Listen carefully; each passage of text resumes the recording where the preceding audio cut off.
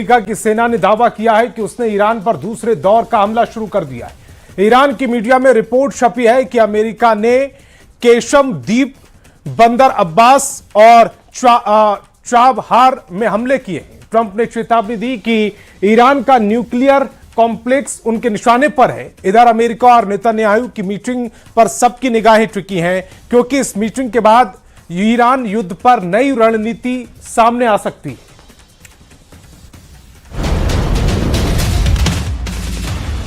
क्या ईरान दूसरे राउंड की जंग में टिक पाएगा? क्या अमेरिका और इजराइल अब निर्णायक हमला करने वाले हैं? क्या ट्रंप और नेतन्याहू की मुलाकात में तय होगा कि तीसरा राउंड का युद्ध कैसे शुरू करना है? क्या व्हाइट हाउस में होने वाली बैठक से पूरे पश्चिम एशिया का भविष्य तय होने वाला है?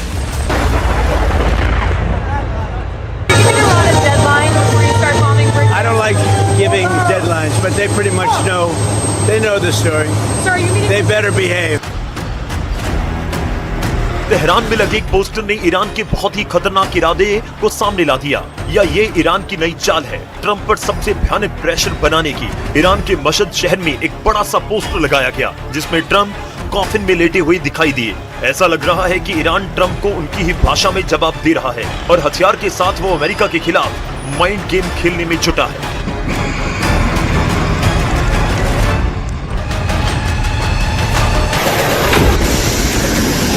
क्या ईरान का ड्रोन युद्ध उसे जंग में कामयाबी दिला पाएगा? दूसरे राउंड की जंग में ईरान ने ड्रोन वाला दांव लगा दिया है।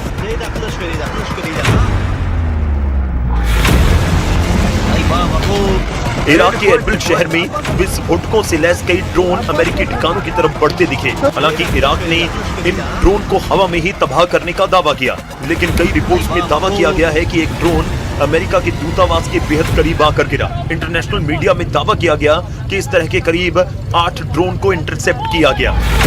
यानी ईरान की स्ट्रेटेजी सीधे हमलों से ज्यादा खाड़ी में अमेरिकी ठिकानों को एंगेज करने में लग रही है। ईरान के ड्रोन हमले की एक तस्वीर जॉर्डन से आई। दावा किया गया कि जॉर्डन के अल अजराक अमेरिकी एयरबेस पर ड्रोन हमले किए गए। ईरान की सेना ने कहा कि उसने बैलिस्टिक मिसाइल और ड्रोन से अमेरिका के अहम ठिकानों को निशाना बनाया। IRGC का दावा है कि उसने कुवैत में अमेरिकी सैन्य ठिकानों और सैटेलाइट कम्युनिकेशन सिस्टम को भारी नुकसान पहुंचाया है। हालांकि इन दावों की पुष्टि नहीं हो पाई। सवाल है कि जॉर्डन पर ईरान लगातार हमले क्यों कर रहा है? जॉर्डन ईरान का नंबर 1 टारगेट क्यों बना हुआ है? जॉर्डन के पास 6 बड़े एयरबेस हैं। इनमें से 4 अड्डे ऐसे हैं जहां अमेरिकी सेना और उसके विमान और ड्रोन तैनात हैं। इन बेस पर करीब 4000 अमेरिकी सैनिक तैनात हैं। लेकिन ईरान ने जिन खाड़ी देशों में अमेरिकी ठिकानों पर हमले किए, अब ट्रंप ने उन्हीं खाड़ी देशों को ईरान के खिलाफ खड़ा कर दिया है। ट्रंप ने सऊदी और कुवैत को बहुत ही खास और नए हथियार बेचने की मंजूरी दी। सऊदी अरब को करीब $2 अरब और कुवैत को करीब $500 मिलियन, यानी सऊदी अरब को 19,000 करोड़ रुपए के हथियार मिलेंगे, वहीं कुवैत को 4,600 करोड़ के हथियार सप्लाई किए जाएंगे। अमेरिका की नीति साफ है कि खाड़ी में ईरान विरोधी देशों को मजबूत किया जाए।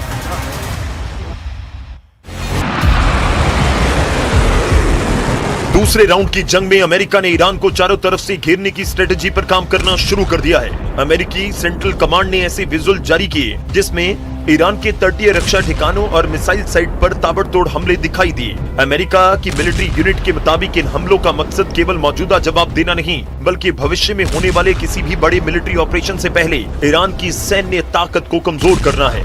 इन हमलों से साफ है कि अमेरिका ने ईरान के बंदरगाहों पर नाकेबंदी दोबारा लागू कर दी है।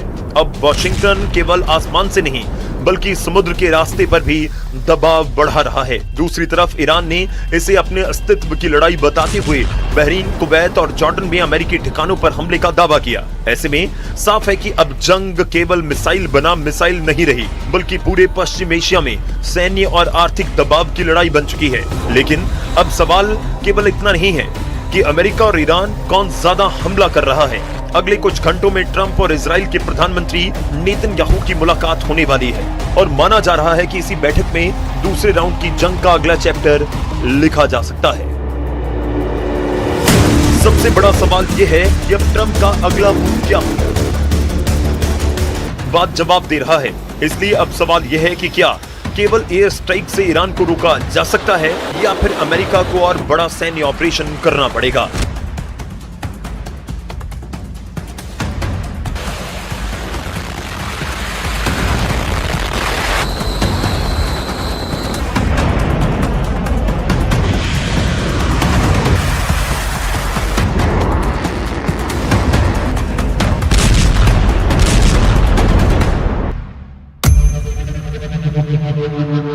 या अब भी बातचीत की कोई गुंजाइश है? नेतन्याहू लगातार कहते रहे हैं कि ईरान की मिलिट्री और एटमी ताकत को पूरी तरह खत्म किए बिना खतरा नहीं टल सकता। दूसरी तरफ ट्रंप खुलेआम कह रहे हैं कि ईरान अभी भी समझौता करना चाहता है, लेकिन इसके साथ ही ये भी कह रहे हैं कि अगर जरूरत पड़ी तो फिनिश इट ऑफ, यानी लड़ाई को निर्णायक अंजाम तक पहुंचाया जाएगा। ऐसे में दोनों नेताओं की बैठक केवल सैन्य नहीं बल्कि राजनीतिक और रणनीतिक रूप से भी बेहद अहम मानी जा रही है।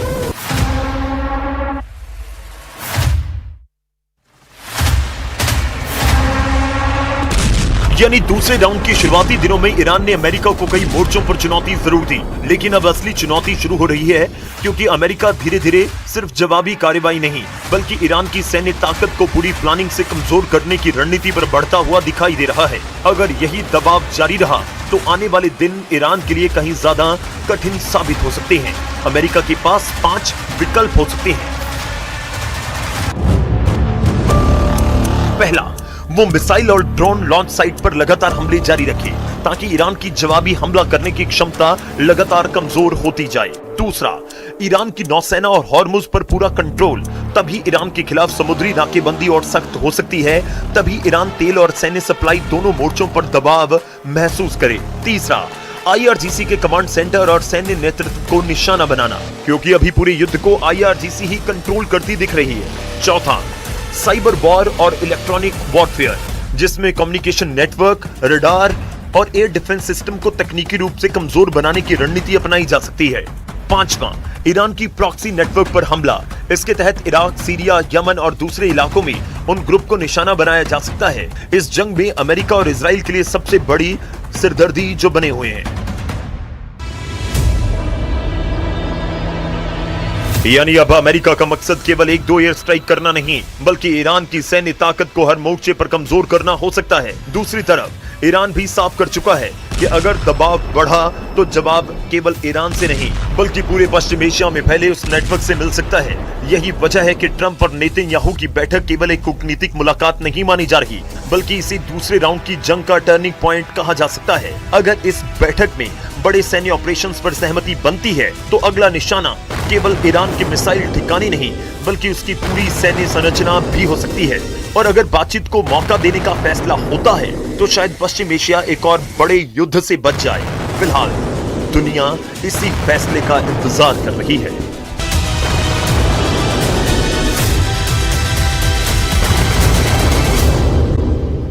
ईरान जहां सत्ता का चेहरा हमेशा पर्दे के पीछे रहा है, लेकिन इस बार पर्दा इतना गहरा है कि दुनिया पूछ रही है आखिर अयातुल्लाह अली खामेनेई के बाद देश को चला कौन रहा है। उत्तराधिकारी माने जाने वाले मुश्तबा खामेनेई आखिर कहां हैं?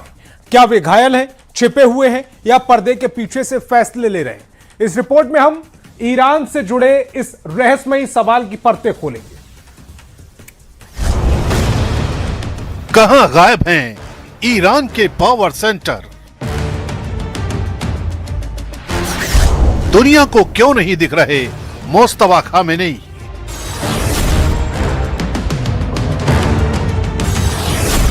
क्या पर्दे के पीछे चल रही है ईरान की सरकार? आखिर ईरान को कौन चला रहा है?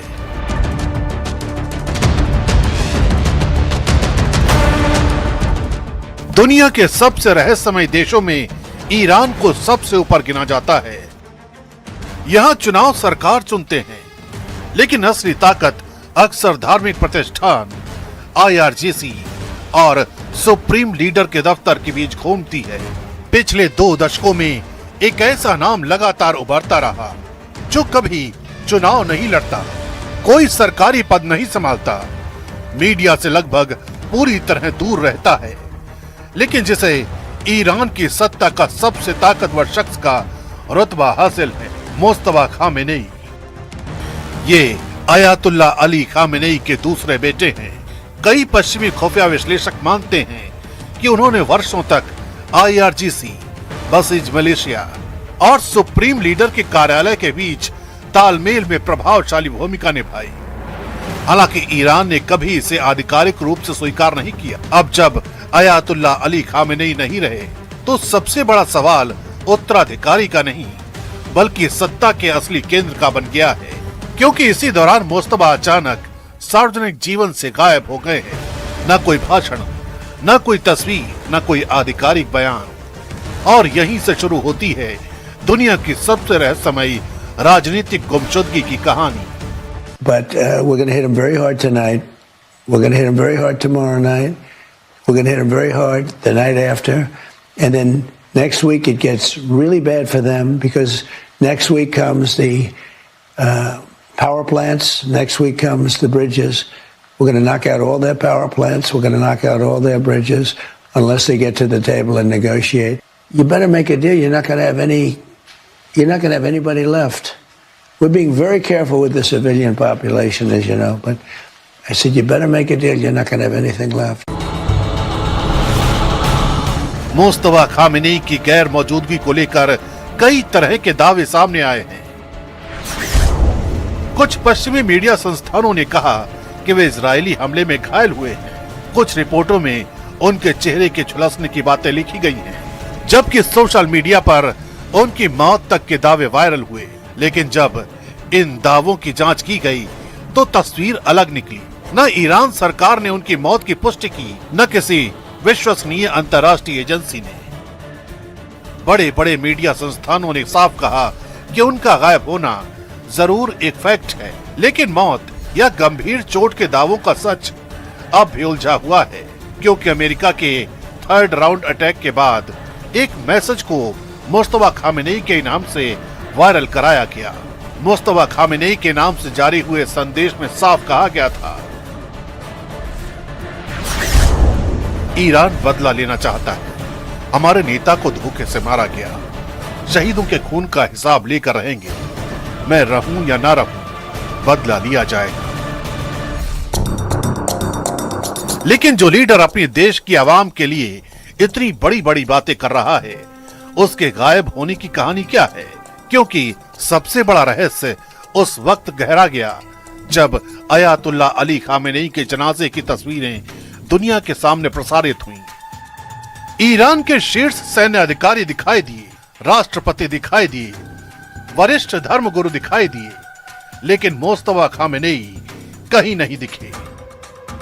ईरान की राजनीति में प्रतीकों की अहमियत बहुत बड़ी होती है, इसलिए ये गैर मौजूदगी सिर्फ एक कुर्सी की नहीं थी, बल्कि एक ऐसा सवाल थी जिसका जवाब आज तक किसी ने नहीं दिया।